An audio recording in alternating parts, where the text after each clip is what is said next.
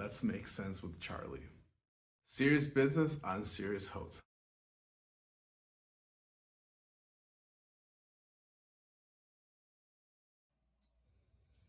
Welcome back to Making Sense with Charlie, the podcast. Thank you for everyone for your warm welcome, especially during our pilot episode. I'm really excited here for our second episode, especially with my other co-founder, Peter Lay, and a good friend of mine. He has a unique intersection of finance, data, and technology, one of the most technical person I know. Despite, if you saw his background, you thought he'd just be a CPA. Let's welcome Peter.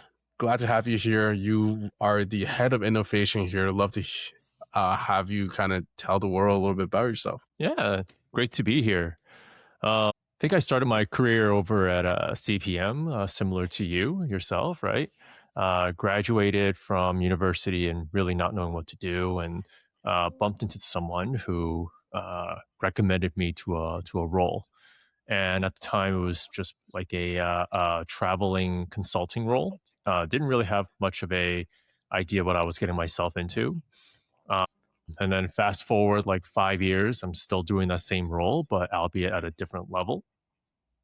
And then, as you mentioned, I am a CPA, but my background is in marketing. So how I made that transition was really just a stroke of luck, waiting outside a guidance counselor's office and bumping into someone who really brought me into this industry. I love it. And I study more on the data accounting side. I think I'm spending more time in marketing and sales these days. The world's a funny place. You are our head of innovation. I think we came up with that title through innovation, through GPT, but there's a reason behind it. Love to have you kind of share a little bit of that with everyone. Yeah. I mean, the head of innovations really is just solving problems. But a lot of times when a lot of these companies, when they solve problems, they throw more bodies into it. That is definitely a way that you can solve the problem, right? But being a startup, we don't have that luxury of just throwing bodies at a problem. So when we do innovations, we really have to tackle the problem in a way where it's solved once and for all, it's fully automated, and there is little to no touch points. Right. So a lot of the tools that are out there right now, especially during the advent of the AI era, right, we can solve a lot of these problems using AI, using these tools. And where we start to innovate, right, is really just, is there a way that instead of clicking it 3 times, we click it once or not at all, right? That is kind of the metric that we're using, and still getting the same, if not better, results. I want to come back to this because I have a feeling I'm going to spend a decent amount of time today talking about AI and finance, all that stuff, how they relate. It's the hot topic, everyone. It works for our BD. It's like the number one thing that gets someone too excited to chat about. But you've come a long journey since I've known you. I think it's 12, 13 years now, maybe 12, 11. And I remember back in the days, like many of us growing up in Canada, I always felt like we were kind of on the outskirts of kind of that fast moving hot tech movement. You saw it down in the States, especially Silicon Valley. Mm-hmm. How did you get down there? I'm sure a lot of the audience would love to kind of hear your story. And I think the things have changed drastically over the last decade as well. Your experience, did you even want to go in the first place? How did you end up there? What kind of recommendations you make to the audience today? Yeah, for sure. So the way I got down there was actually through consulting, right? A lot of the roles, it was more like I interviewed for the job just by doing the job, and then the opportunity came a year after that. So I was working with the finance team, working closely with their finance team, and setting up their reporting and planning. And funny enough, by the time we were done, the business changed so much that we basically had to start again, right?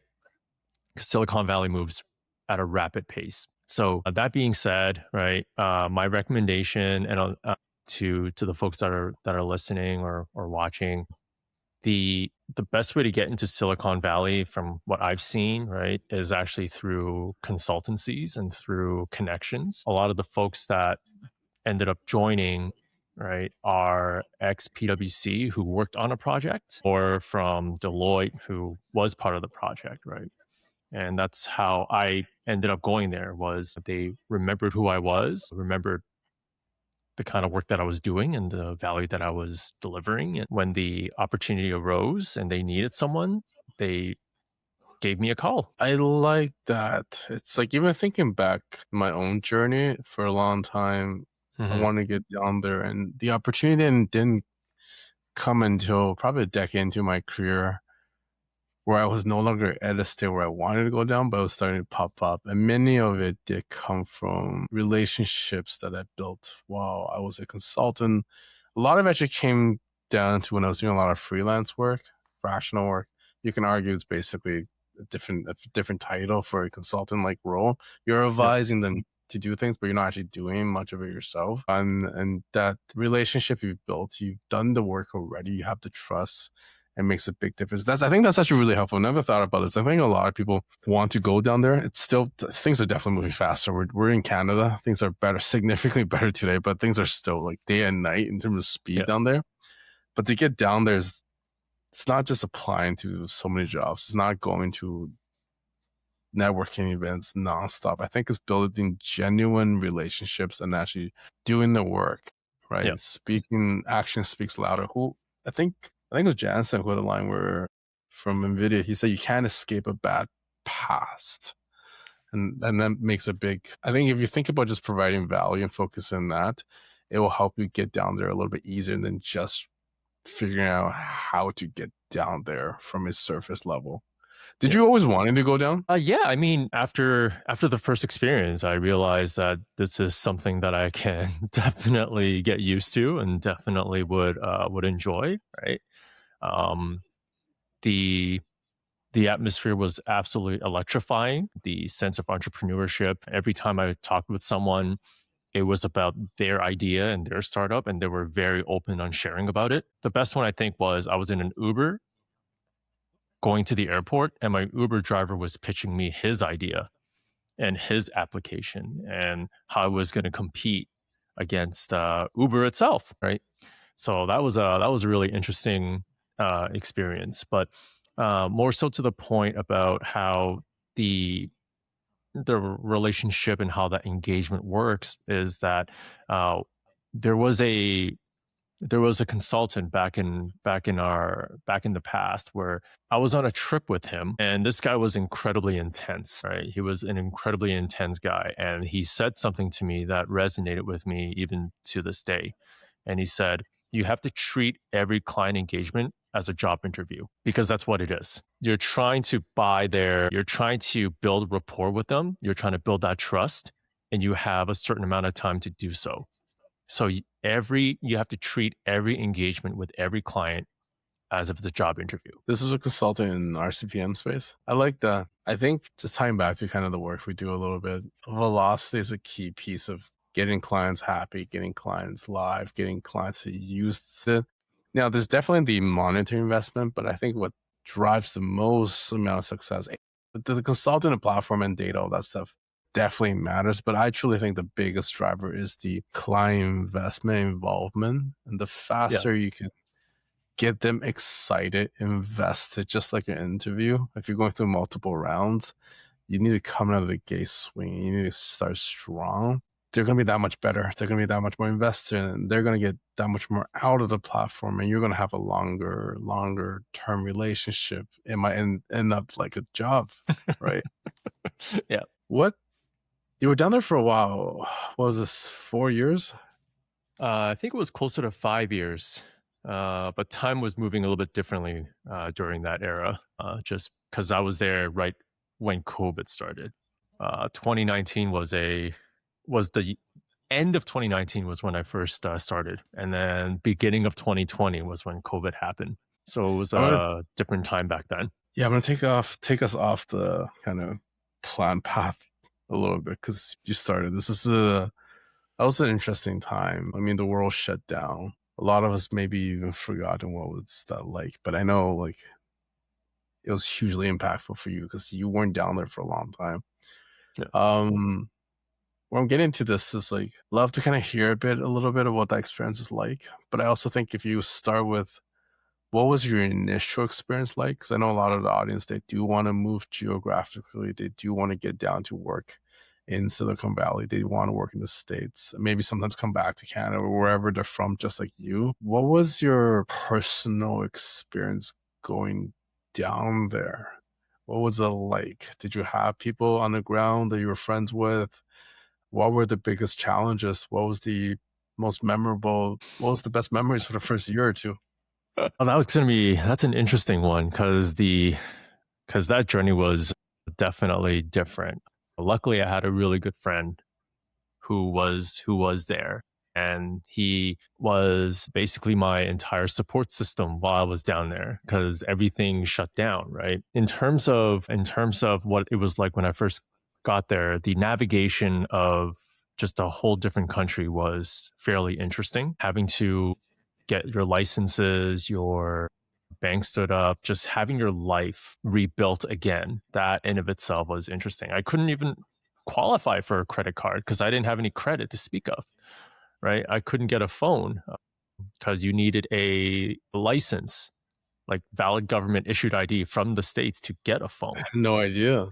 So it was a lot of that. Having to navigate that was an interesting time. As for the work, I mean, the people there were great, right? Like I really enjoyed my time there. You learn a lot from there, and then you learn a lot. But the funny thing about learning a lot there is that the problems that you thought were problems is not a problem in the tech industry, which is funny to say because in our space, a lot of the times we run into performance issues with systems. We run into data issues, either it's too much data.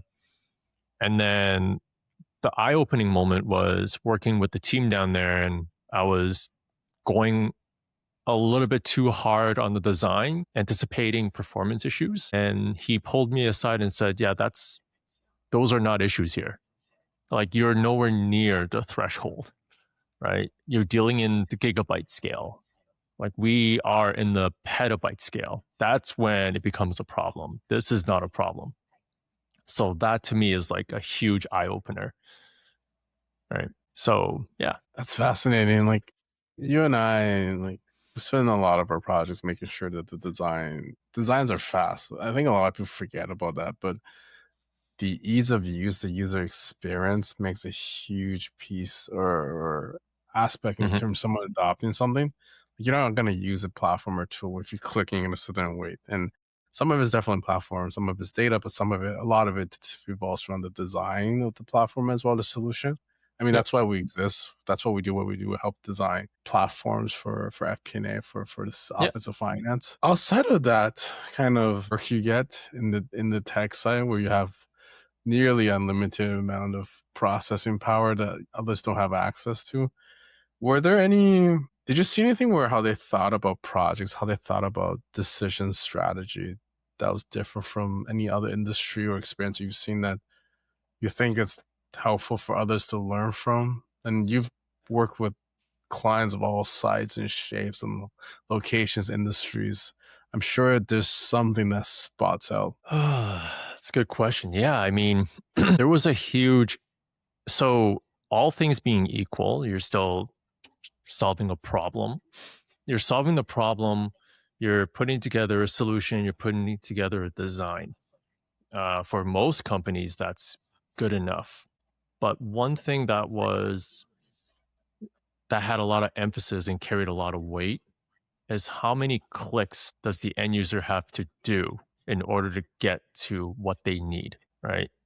Because every click matters. Every click means more clicks means lesser user experience. So if you can get a solution that can solve the problem with the minimal amount of clicks, in fact, if there's no clicks, that's what they're goal seeking to is that minor operational efficiency that can compound over time, right? I've seen reports where that where it was, well, that equals to like 13 clicks. 13 clicks translates to however many minutes in a day to how many hours in a month to what are the time savings, right? So keeping that user experience in mind was definitely different than what we were used to as consultants. It's surprising because we're talking about finance at P&A. Like that's something you hear about UX, UI, software design. Hmm. And I wonder if because of Silicon Valley, everything is inspired by building good software, the user experience of it, the adoption of it. I think that's a great point. And I think about this for a long time. But when I was doing my CPG e-commerce days, a lot of it was like, how many clicks does it take to get to getting someone's attention to actually checking out?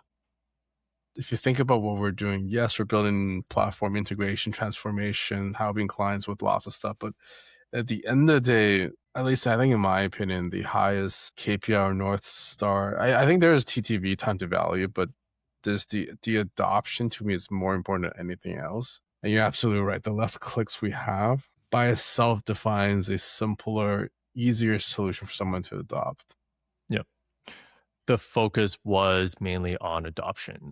A lot of the times when we did have conversations, it's a lot of discussions revolving around, well, people are not going to use it, right? If people are not going to use it, then it doesn't matter how good your solution is. It can solve a lot of the problems, but if there is such a high barrier to entry, then that's not really a solution, right? It has to be user friendly, it has to make sense, it has to be simple. And that imposes a much larger challenge because it's not just solving the problem, but solving it in the most elegant way possible. I really like that. I think a lot of us, especially if we love what we do, we always want to create the best Yeah. solution for clients. And now when I emphasize best because that definition is often defined by us, the consultants. Yeah. I know when I was younger, I wanted to jam as much data, much complexity, calculation, drivers, try to capture as large of a percentage of the use cases as possible. And I realized it worked, it was great, but the adoption was never there Yeah. because it was so complex. So much of it was just so due to my own ego versus actual client usage. I mean, there's something we talk about a lot here. I mean, for sake, the whole podcast is about time finance with the human, the happiness side. I think we Yeah. forget about the empathy. What does it take for someone to enjoy using the stuff that we built? Yeah. And a lot of it really is they understand, right? And are they able to explain it, right? Because as consultants, when we build the design and when we build a solution, we understand it inside and out. We think it's incredibly elegant. But if the end user doesn't understand or can't explain it to their leadership, it doesn't matter, right? Percent. I think I'm seeing a lot of this as I work with you now. I mean, the role of what you do has changed drastically over the last couple of years. We're now going from where we came from, just being incredibly strong ICs, individual contributors, having amazing tribal knowledge to Yeah. ourselves, to now trying to build a PS firm. We've learned over the last, especially the last year, tribal knowledge is not a good thing. It's not how you scale. And I know you bring No. up propagation. I don't know if that's the word you use with the Yeah. company a lot. How are you seeing things around that? Within our company, Yeah, with what you're doing these days about figuring out design solutions, but ultimately adoption and usage with a broader audience, not just yeah. with a small handful of IC. The proliferation is actually really tricky because it is proliferation, but propagation also works. Yes, Proliferation is that's the one that yeah, you like. yeah, yeah, Yes. yeah. Is how do we proliferate that knowledge, right? There is the documentation approach, right? You and I have done enough documentation in our past lives that the inherent problem with documentation is that, and I'll quote, no one wants to write it and no one wants to read it, right? We can have documentation, that's not the issue, but it's how do we deliver that intel, that information, that piece of information to the team in such a way where they don't have to read through endless pages of documents, right? And let's say you do read through that endless page of documents. it's really not going to stick until at the time when they are executing and actually doing the work, right? And if they're doing the work and executing, they're not reading documentation. So there is a fine balance between having good documentation, but also a good method of delivery, right? Delivering it in a way where they can get it at their fingertips quickly, reliably, and doesn't require too much of a search. Because last thing you want to do is go through a Google Drive or like a OneDrive or SharePoint. And I don't know if you've experienced this where you ask a question and someone will tell you, oh, it's in the share drive. Great. We have like several gigabytes of It's documents in there. impossible to find. How do we get it, right? So how do we surface this information? How do we make it more accessible? Ease of use, ease of access, right? And I think we're entering in a really interesting time in our lives where that question has an appropriate answer, right? So that to me is the bigger problem that I'm trying to tackle is how do we leverage the tools now so that it reduces the amount of steps, the amount of clicks, the amount of places that the knowledge and the intel can be surfaced to the end user, right? I think there's a huge part that's surrounding the availability of technology that's off the shelf now. And I know I mentioned earlier we're going to get to AI. I don't think we're going to have the time today. It's something I really want to dig in with you as well. You're someone I go to for all things tech and AI related. I think one question I do want to get with the time that we have is, I mean, all this is really kind of change management at the end of the day. And I've seen kind of the culture around it change over time. I feel like these days there's a lot of, here are the best practices. These are the things you should do. You should go attend these.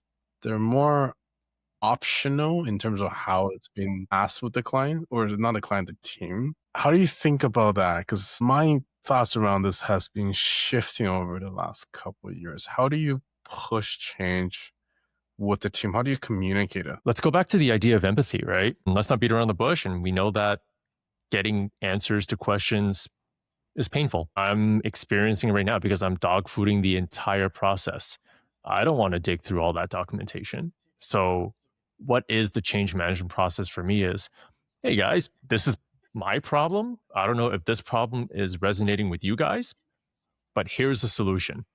Here's what I am doing. And by the time I get to that speech, I've already dog fooded this solution many, many times, and it does work. It cuts out the need to go hunting and pecking and to go spelunking through your archives. And then I also like to roll it out slowly, right? I don't want to do a big bang rollout. That always runs into interesting and unforeseen issues.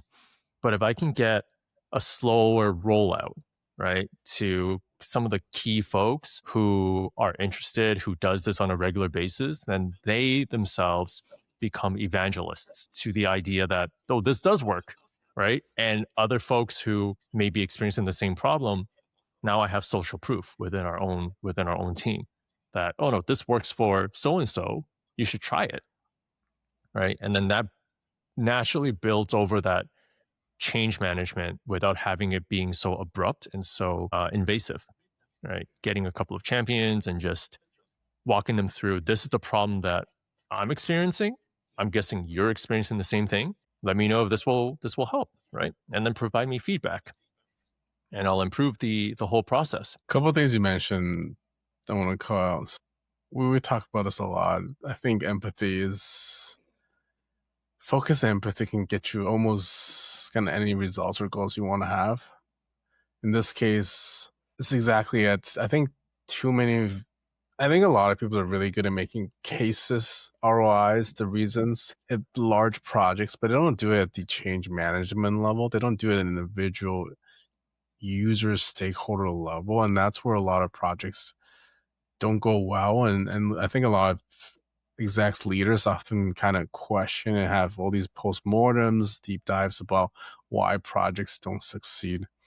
A lot of it, I don't think it's because there were poor decisions or poor initiatives. I think it's all comes down to the change management, the adoption side. A lot of them, to get the project in, they build this whole thing with champions making decisions, but then they don't do the same exercise at the adoption. It feels like once they started, they think the project is done. But I think what you're saying is it's the hardest part just starting now. And then one piece I want to highlight is getting that personal aspect. I think a lot of people forget about that. We're all people at the end of the day. Why is it painful? What is the reason why it's painful for you individually? And seeing the pain points getting resolved by the solutions you have. Only by doing that, you're going to have people excited about trying things. And once you have excitement, energy, we talked about that earlier, you're going to have better adoption across the board. We are coming down towards the end of time. Love to kind of just switch gears a little bit. So a big piece here is about having serious discussions on topics and being unserious to get through it.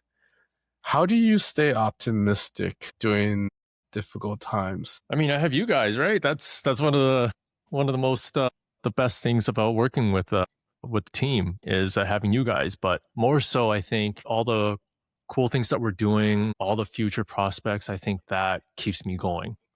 Right? It's constantly learning. The other thing is something you mentioned to me is that instead of treating the problem as a problem, right? Treat it as education. So it's just a constant learning cycle for me. And it's the only way that I can think of it in a very positive light because the hard days, they get really hard. But I'm learning something out of that, right? I'm learning about some things to look out for or future questions that I can ask or what I would do differently should this happen again. So instead of treating problems as an obstacle, right?